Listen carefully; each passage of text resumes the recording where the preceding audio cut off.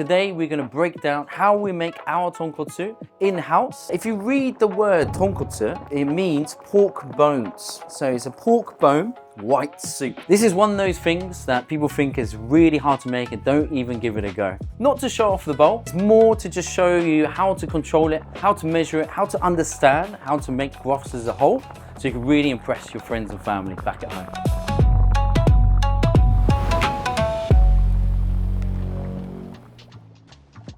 This are our bones. We've got our pork bones over here. We've got some chicken bones. These are pork trotters. Luckily, our new suppliers actually clean off the hairs for them. This is our pork heads, yeah? Our customers are quite squeamish when it comes to this one. If you're at home, you could just use that to make a broth, I reckon, hey? You could do, because these are very heavy in terms of like marrow, so in turn, very heavy in terms of collagen. And we got the spine over here. The spine, because it's more vertebrae based, right? So you see here, you've got your spinal cords. Anything that has blood passing through it is always going to add like a bit of bitterness to your broth. What we normally do is get a spoon and really course through all the way through the spine.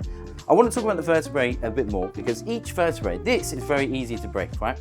It's very marrow conscious. So if you could pour this in, this inside bit, yeah, this is weaker or more soluble than bones. So for this one, you don't have to have it at really high temperature as you would with the rest of the tonkotsu. So something that's softer and doesn't have as much collagen, we're going to add it with our chicken broth. We're going to have two broths today.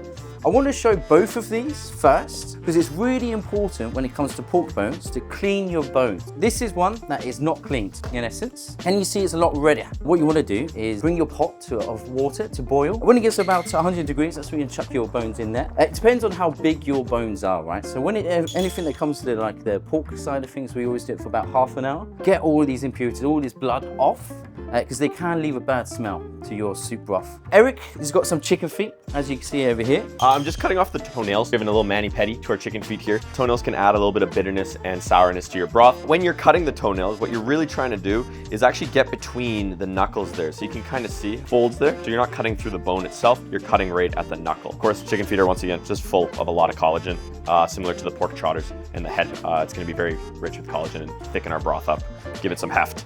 The most important part that I do want to show you guys is that we have to break the bones open. The femur here, the collagen is actually trapped inside of here. One quick tip for you that I see with a lot of ramen chefs, they crack the bones open, they expose the bone marrow, and then they pre-boil it. If you do that, you lose the bone marrow, so you're losing the collagen, you're losing flavors. So make sure you're doing it before you break it open. So what we do is have an anvil. You might not have an anvil at home, you can do it without an anvil. I remember when I first did it 4 years ago, I used to do it at my table. Yeah, it went everywhere.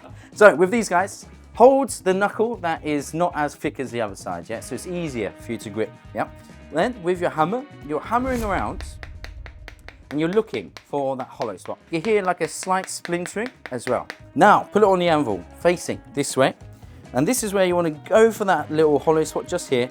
Give it a good couple of whacks. Just like that, yeah? And this is what we're talking about. Can you see how much more exposure there is? With the shin bones, they're slightly different from the femurs. You can notice they're a lot slimmer, so they have less of a hollow spot. So it'll be a bit more of a war of attrition. You're just swinging on them. But you want to break both bones. You can see there's a small bone there and the big bone here. We're trying to break both of those, so you got to do them both. So today, we're doing a double broth version of tonkotsu. Technically double broth in terms of the bone side of things. This is going to be a cooking broth, not necessarily a sipping broth in that manner, yeah? This is going to be our main broth. We're going to call it broth A for today. This one's going to be our heavy bones. It's going to be ones that they need a lot more heat to be able to really get out the marrow from the bones. So that's why it's going to be the trotters, it's going to be the femurs, the leg, and the heads. This one is going to be our broth B. This one is still going to be in a relatively high heat, but this one's going to have chicken, as well as some spine. As I've mentioned, like the vertebrae is a lot more malleable, it's a lot more soluble, comes out a lot better. So it's still a gentle heat over a bit more of a shorter time.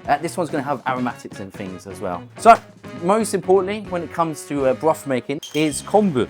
Generally speaking, the bigger the better when it comes to ramen making. And also, can you see how it's flat and not crinkled as well?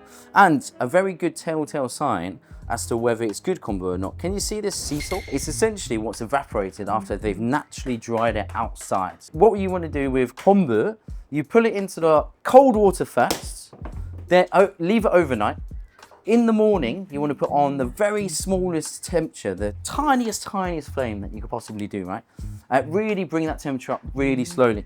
When it gets to about 60, 65, almost 70 degrees Celsius, it's literally when the bubbles start rising top. And that's when you generally know it's about 60 to 65 degrees Celsius, yeah? That's when you want to take the kombu out. It's really important to be really gentle with something like kombu. It's a gentle ingredient. It's not a vigorous ingredient. We have one in here from overnight. This is our kombu. It was the same size as this, but obviously, as you see, different color.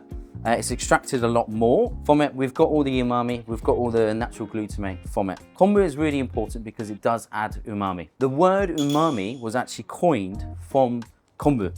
It was a Japanese chemist. He discovered that it had a natural form of glutamate, which is MSG, and that's when we started making the artificial version of MSG. But it's also where the word umami came from. My mom always described to me umami as being the taste or the feeling of wanting to eat more. It's this desire, whatever it's in, it just makes you want to consume more of it. Really quickly, I want to talk a little bit about our chicken bones, actually. Chicken bones are known for having a high glutamic acid. Thus, it also contains quite a bit of umami. So that's the benefit of having a chicken in a tonkotsu, is it adds a bit more umami to your broth. So what we're looking to do with these, first and foremost, whereas the pork bones, we've pre-boiled them. With chicken bones, you never want to pre-boil them because you'll be losing so much flavor because the flavor comes from the meat cooking as well as some of the fats melting off into your broth. So you don't want to pre-boil these at all. When you're cleaning them, you do want to clean them, removing the organs to reduce the amount of scum and also the iron bittery taste that comes in it. But you do not want to rinse with warm water. Always rinsing with cool water if you're doing the chicken. So first and foremost, with our chicken necks here that have the rib cage, what we're looking to do is just cleaning out those lungs. So these ones, you can really dig your finger underneath the lung there and scoop that right out, pull that straight out just like that, throw that off to the side, and then same for the other side there. And then with our abdomens here, with all the organs, all we're gonna do, we're gonna have the wide end pointing away from ourselves, and we're just running our fingers along the back of the carcass there. And as you do that, it'll gently push out all of those organs straight out. And then if you're lucky, there's a membrane in the back here, and if you can get it out, it'll pull all those organs out nicely. When we go to ramen shops, when I taste the broth, I can see where people have taken shortcuts. If they haven't cleaned this, I could taste the difference, for example. I want to take a moment to talk about water. Ramen chefs are very particular when it comes to water, right? We have hard water, you have soft water, you have mineral water. I think the main difference with hard or soft is depending on your region, where you are. Most places, if it's outside the cities, are usually hard water. In Tokyo, we have really, really soft water, which is great. When you get that kind of metallic taste when it comes to broth, that comes from having hard water. It's easy to counteract it because you just have a filtration, but it's important to have some minerals. The more minerals you have, the more that you can actually pick up the flavors from the pork, for example. Another thing I want to talk about as well, temperature. Certain bones need to be very aggressive in terms of how they're boiled. This is broth A, the one that has the skull, the one that has the trotters, the one that has the femurs. This one needs to be aggressively boiled. Typically, you'd want to boil this for, I'd say, minimum 8 hours, going all the way up to like 36 hours to give you an idea. The most important aspect with going for however long that you need to go for is the more that you're able to break down the fats and the collagen, everything that's inside the pork bones. It gives more time with the vigorous boiling to turn that collagen into gelatin. And that's why, I don't know whether you've seen when you've got cooled down ramen, you see where it's like jelly as such. That's when it becomes really gelatinous. So the longer that you cook it for, the more gelatinous it becomes in that respect. So that's why I think the longer the better. Every 15 minutes, you do want to break down your bones as well to help the whole breaking down of the marrow. We use something like this. This is specifically for ramen, to give you an idea. Today, we want to be able to make this soup in one day. So we are using a bit of a cheat code. We are using something called a pressure cooker, just to hasten the process. It will take out a good amount of time. Like I'd say it will save 10 to 12 hours of cooking time. This speeds up the whole process of breaking down the bones, but it doesn't allow as much agitation on the surface of the water. And the whole idea of the emulsification is that we're taking out two solubles, two things that aren't meant to be together. So in this instance, it's water and fat. The more that we break down the fat, the smaller their molecules become, and the more that they go into the water droplets and the minerals that I was talking about before, that's in the soft water. So without that agitation, you don't get as much of a flavor profile, and it doesn't become as emulsified as you'd want it, naturally speaking. So that's why you don't want to use a pressure cooker. So the pressure cooker has now gone for 30 minutes, so that's all good. It does have whistles. Whistles is, you see this? This stops the amount of pressure. When it gets a certain amount of pressure, it lifts, spits out the pressure for about 2 minutes. That's a whistle. So you usually have about 4, usually about the same amount of time of half an hour for us, yeah?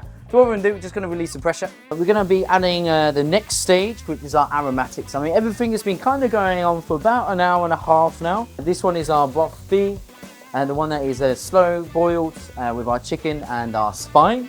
This one is our broth from earlier on this morning. So this one has actually been going for about 6 hours now. We're going to be adding this broth to this one just to unify everything at the end. Now that it's gone to a stage where it's a little bit calmer, it's not as loud, we're able to take this off. Yeah, this is the actual cap for it, the pressure valve as such, yeah. It's important to release the pressure slowly at first, because if I took this off straight away, soup will start flying out just like that, yeah, and it will go everywhere. I just want to say too, make sure you turn off the flame before you try to remove the steam. Oh yeah. Because otherwise this pressure keeps building up and you're just standing there for 10 plus minutes waiting for it. Now the pressure is slowly going. I'm just working in the background just to get the next stuff up. Cabbage we're adding to broth A are primarily only pork bones. Cabbage is a great way of absorbing a lot of that kind of porky flavor that you get initially. When you go to like big ramen shops, like massive places that have a lot of tonkotsu or primarily make tonkotsu, they use a lot of cabbage because it also takes away the smell. Keep the core one as well. The core really absorbs a lot. So in this instance, because you're using it as more of a tool than an ingredient, keep the core because it's not something we're going to be eating in that respect. You want to do it at the early stages of the broth just to get rid of that pungent flavor. And then towards the end of it, if you're like after like 3 hours or so, then you want to take the cabbage out, just let the natural kind of emulsification happen without the cabbage. Yeah. So I'm just going to chuck this into our big broth over here. Eric is doing the other aromatics over here.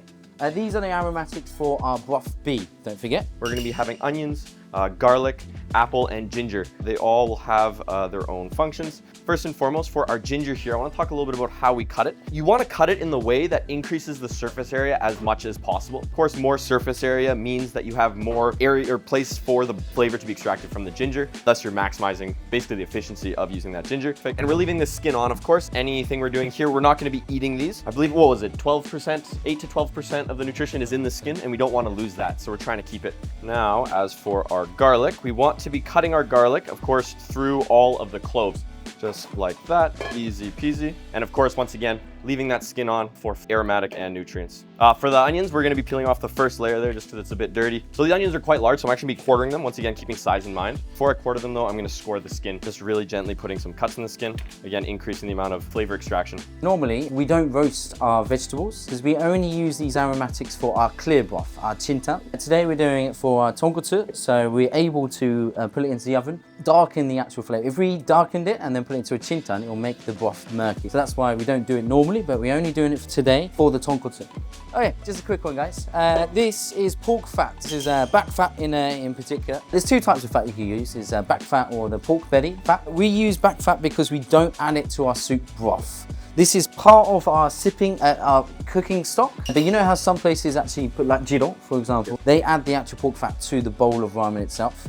If I was going to be doing that, then I'd use pork belly fat because it's softer, it's more malleable when you put it through the sieve to put into your ramen bowl. This is back fat because this is for the actual soup itself. The broth itself is able to get a lot more emulsification out of it. It gives a better mouthfeel overall. It's more of that glossy kind of feel whenever you use pork fat, yeah? Yeah, moving forwards, we want to do last step in terms of the broth side of it. We are making dashi. I don't think many restaurants do have dashi when it comes to tonkotsu. It adds another layer of like umami because it has all the ingredients of umami, right? It has kombu, it has shiitake, it has katsuobushi, which is fruit flakes, and I think it kind of counteracts the strong pungent flavor of the tonkotsu and just gives it another layer. It kind of weakens that taste whilst adding a different kind of flavor profile to it. That's why it's layers when it comes to ramen. So we're going to make a quick dashi now. Really quickly, I want to talk about how Japanese cuisine essentially has 3 staples of umami: katsuobushi or bonito flakes, kombu, and then last but not least, shiitake mushrooms. These will be going into our dashi. And the katsuobushi itself is very important. It is, in case you didn't know, katsuobushi is the hardest food in the world. We use a blade like this. This is 40 years old. We got this as an antique, nice and authentic. I definitely didn't break it within the first week of having it. Don't listen to what Andy tells you. We've noticed that when you're shredding the katsuobushi, it's really best to go with the grain of the meat. You don't want to go against it. If you go against it, you end up kind of chipping the bonito. And if you go with it, you get the nice long shreds. This is also niboshi, not one of our 3 umami ingredients, but niboshi does have quite a bit of umami and adds a nice fishy flavor. Another quick thing with niboshi as well, just taking out the guts, this kind of discolored thing right in the middle. It can add a sour taste, so you want to get rid of this kind of stuff. This is our kombu and our shiitake. I've already had this overnight in cold water. I don't want to be cooking this with the fish is what I'm doing today. We're going to put it on the flame, very small flame, just as we were talking about before. Just really gently bring it up to about 65 degrees Celsius. Once it reaches that temperature, we then take out all of this and then we're going to add our other ingredients. Yeah? This over here is our saba bushi. These are a lot larger and thicker of flakes, if you can see. The thicker ones are more for broth making. It allows a longer cooking time to extract more flavor out of it. When you have something that's really thin like this, you can only do it at the end, for example, because it'll be too soluble. You'll lose all the flavor straight away. This one, it takes your time, for example. So what we're going to do here, we bring this temperature up. When it gets 65 degrees, I'm going to take out the shiitake. I'm going to take out the kombu. We still have all the flavor in there. We still have the umami in there. We still have the MSG. Then we add our saba bushi, our large chunks of mackerel. Then we're going to add our niboshi over here without the guts, all at the same time. Then we'll cook that for about half an hour. When it gets to about half an hour, we then turn the fire off. Then for the last like 5 minutes, we're going to add katsuobushi, and then that will be our finished dashi over there. So now we've had the kombu and the shiitake. It's been steeping for about half an hour now. So we're just going to take this out with this sieve that is magically going to iron. Thank you. That was great timing, eh? This is good to take out now because it's really extracting everything. Can you see where these tiny little bubbles are starting to surface here? This is a good thing. This means that we've gotten to the stage where we've extracted most of the stuff that we want to. If it becomes a lot more callous than this, a lot more of the bubbling, then it's a bad thing. It means that you've overdone it and it will turn your broth, your water, a little bit sour, a little bit bitter. And you'll know by the colour because it'll be a little bit green as well in terms of the colour. So we just throw this away. Take out everything in terms of the shiitake, especially the shiitake. You don't want it in there for a very long amount of time because it's such a strong flavour. So now we are going to add our last ingredients. This is our sababushi. We're just going to add this into our steep here. This is the one that takes a while. So now we're going to do this for another half an hour. This is our niboshi. So this is like after you've like kind of prepared it. We're able to do it today. We don't do it every day, to be perfectly honest. Eric has just taken out the aromatics. This is about a good rate for all of them.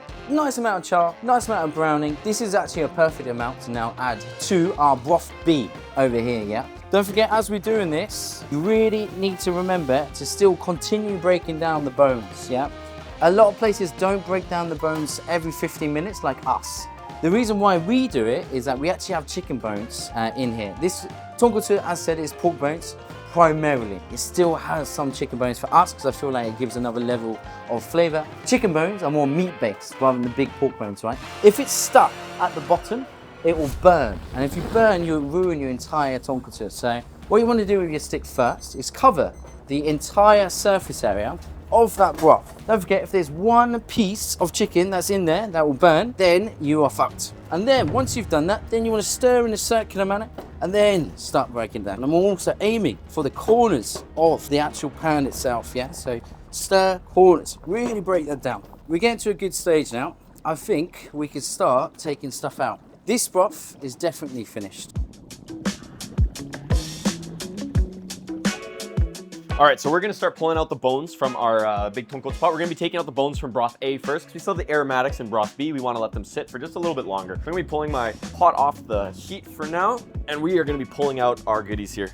Look at that, hey, there you go. You can see how a lot of the collagen and the fats off the top of the trotters as well as the skull have really melted off, and you can see the exposed bone now. We've extracted a lot of good flavor from that, I reckon. For anyone who is more looking to open a restaurant, I was taught how to make ramen in a lot bigger pots like this size. So what you want to do, like let's say you've got pig heads. I'll have like 10, 12 pig heads. You've got your circular form like this.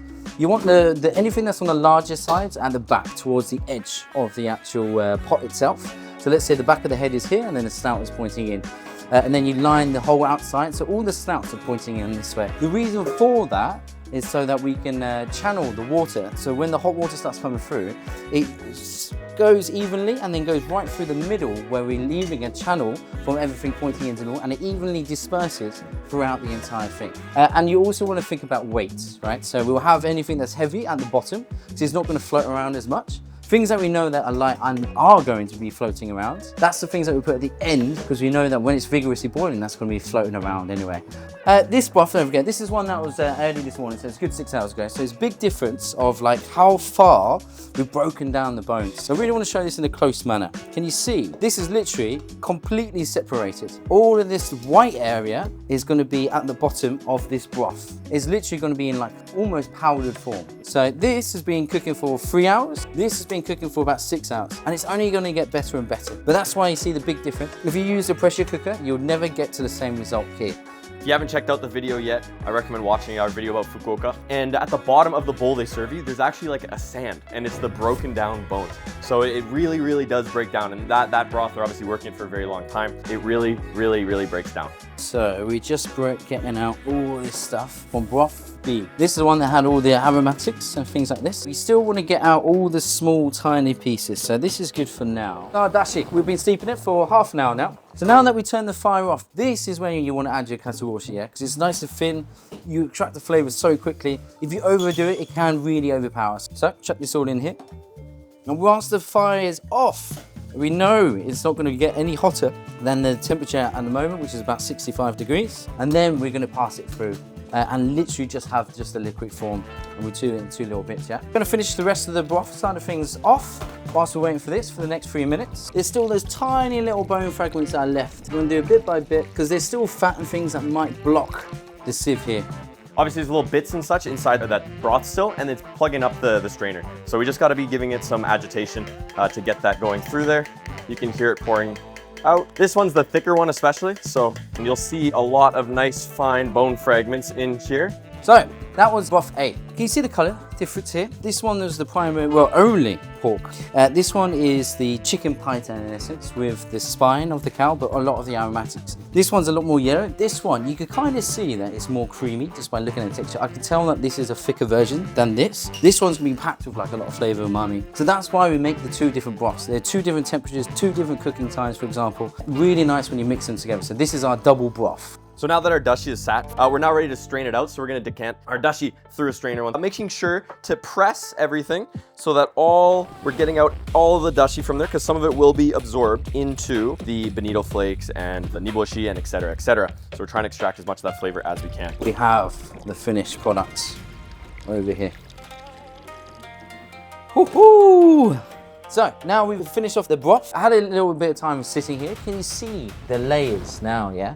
So we got the actual broth aspect here. You got a small level of sediment over here, and then the very top layer here is just the fat side of things. So this is why it's white, right? Like I was explaining earlier, we're breaking down all the marrow. The collagen is then turned into gelatin. The gelatin then helps the fats, the really minuscule now fat particles, to then get mildly emulsified into the water droplet, which gives this color. But as we know, tonkotsu is white in that respect, yeah? So the very last step that we're gonna do is to emulsify this with a hand blender. And that's how we're able to really shock them both together so that they can stay together for a short period of time. It's similar to like I was saying, it's 2 liquids that aren't meant to be put together, water and fat. So by emulsifying it, that's what's gonna turn it white, but it does eventually start disparting again and then go back to this color. But this is the finished product. Double broth tonkotsu. We are chefs, so we have to try the actual broth itself at every stage. So we're gonna try this now, and then we're gonna add our dashi. Then we're gonna emulsify after we get the right amount of dashi. So let's give this a go first, because this is Eric's first time of having a double broth. So let's mix this together first. It's lighter. It's very clean. Yeah, really, really clean. Normally we'd have a really pungent, porky flavor, but by doing the things that we've been doing, we've really managed to reduce that like pungent porkiness that you'd normally get. So that's a really refined version of the tonkotsu, I would say. It's not amazing with flavor at all, by the way. That's why we have the tare. That's the flavor. Tare means sauce. In this case, it's like the seasoning when it comes to ramen. But as one part of a bowl of ramen, that is really good actually. I really like. I'll say that the chicken comes out a lot more than I was expecting as well. I think the aromatics really did their job because it doesn't have like the stench of pork at all. It has the nicest parts of the pork flavor, I think. It's brilliant. Yeah. Because our clients are more more from the Western side of the world. Our demographic is wanting something that's more refined, something that isn't so pungent, something so strong flavored. They don't know how it is traditionally in Japan. I think Japanese people would prefer more of a pungent one, depending on who it is, like the salarymen, for example. But we're doing a nice refined version today. Eric's just measuring out the dashi. We're going to add the dashi to our broth. There's two different ways of doing this, by the way. There's some people who add it to the bowl, and there's some people who do it to the actual broth itself. Typically, you start at 10%. We've got 10 litres here. So we did 8%, which is 800 grams or 800 milliliters, just to try it out. Because with cooking, you can't take stuff out, you can only add more. So always start less than what you need and then add as you go. You can't take it out, but you can always add, yeah? So always have a little bit less. It's getting better and better. Huh? I reckon definitely go more though. Yeah, definitely go more, yeah. That's why it's good to do it in this manner. So now we're at 10%. This is what normally the ratio that you'd have. We are close. Yeah, he's a lot better. I'd say another 10%. So now we're at 11%. The dashi makes all the difference. A really good tip for people out there. Have one master spoon that isn't touched by anyone's lips. We have our own spoons like this. Come from this one and then pour it into your own spoon. There we go. And then this one is clean the whole time. So this doesn't touch any mouths. It's completely clean, so we're able to constantly do that. You think a little more, yeah? Yeah. I think this. We're getting real close, though. I think this is it. Yeah. I feel like this is it.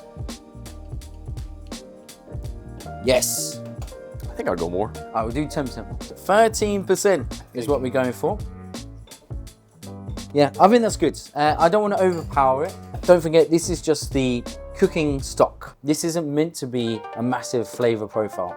The flavor profile is going to be coming from our tare side of things. We have, in terms of our ramen, 3 main staples. We have our Shoyu Ramen, which is our soy sauce base. Our Shoyu Tare is about 1.5 years in terms of its age now. So it's quite full-bodied in that respect, and just chicken fat. And we have our Shio Ramen, which is our salt base tare. And then we have something called Tantanmen. The tare base is Tahini, Shoyu Tare, Sesame Oil, Sesame Seeds, and chicken fat. So obviously we haven't emulsified yet. Japanese prefer the unemulsified version. They prefer the mouthfeel of it. They prefer the texture of this. Our demographic prefers the emulsified version, I think, because it's a better kind of mouth. It's a silkier, thicker kind of mouthfeel. Then we're going to try it with the unemulsified version, just to taste it with our tare. We'll try our tantanmen first.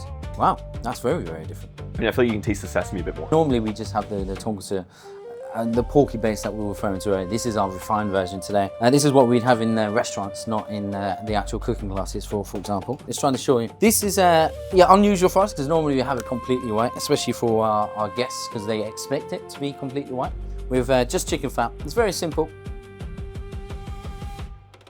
Ooh. I actually really enjoy that. I don't know, I think I like it a bit saltier, so I didn't mind it personally. I can see why Japanese prefer the unemulsified version. There's a lot more depth to it, I would say. So this is our Shio Tare. It's completely clear. This is the one that you'd normally have with like a chintan, the clear broth. It's more chicken based primarily because it's not as murky in that manner. See the difference in color straight away. It's cleaner.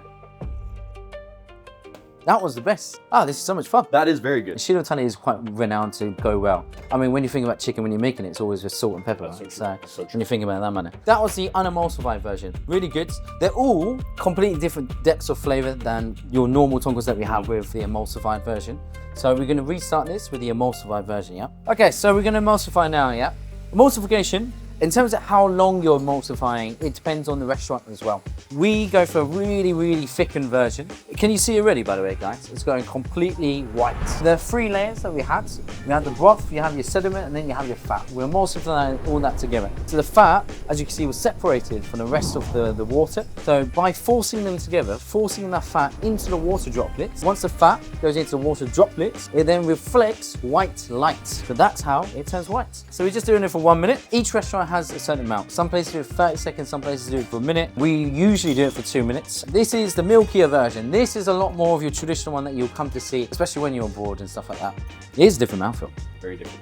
Yeah. It's kind of putting up more of the pork flavor. Yeah, I'm not getting as much as the chicken. And I reckon it's because of the fat side of things, the science that I was just talking about. Because now it's concentrating on the fat going and splitting more into tinier particles, and now it's spreading out more so, and it's more evenly, so it's more pure fat that's soaked into it, so it's kind of overpowered in the chicken. The amount of chicken you taste has really gone down. It's really honestly gone fascinating. Down. Yeah, it really is fascinating. Let's emulsify a little bit further, and then we'll try.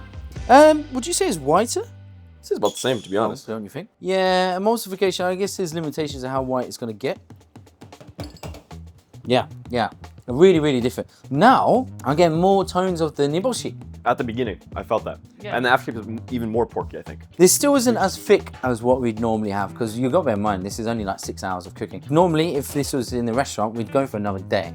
So it's completely different in terms of thickness levels, but as it is, it's a lot more silky. Definitely smoother, for sure. Let's start with the other soups. Tantan, shoyu, shio. Immediately, you can see the Looks difference. so different. Obviously, we're giving it a blank canvas. It's white now after being emulsified. So totally different. This is beautiful. It's like really pretty beautiful colors of white and yellow. Let's try this one first. So tantan. I feel like it's spicier. Oh yeah, you're right. Yeah.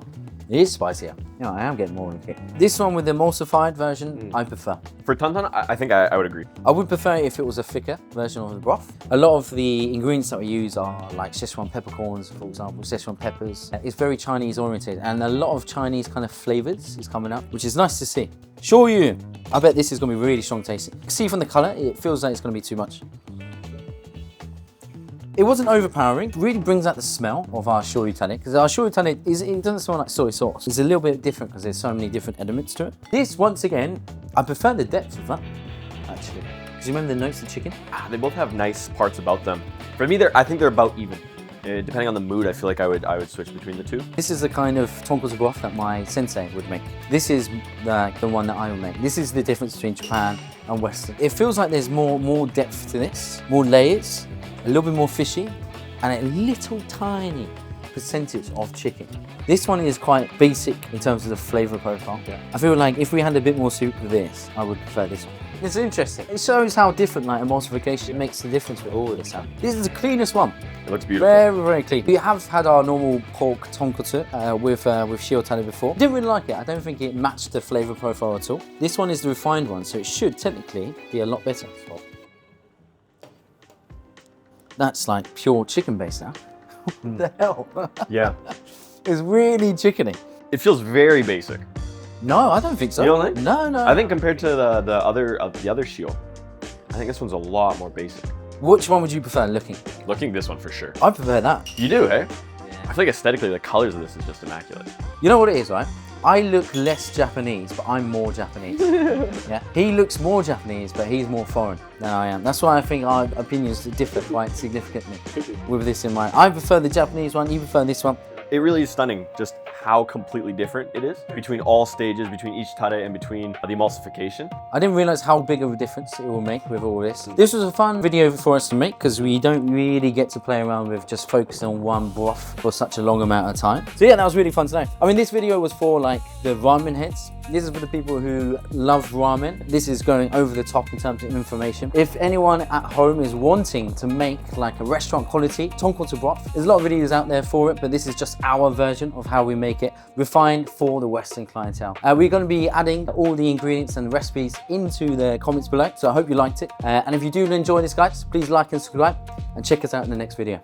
Arigatou gozaimasu.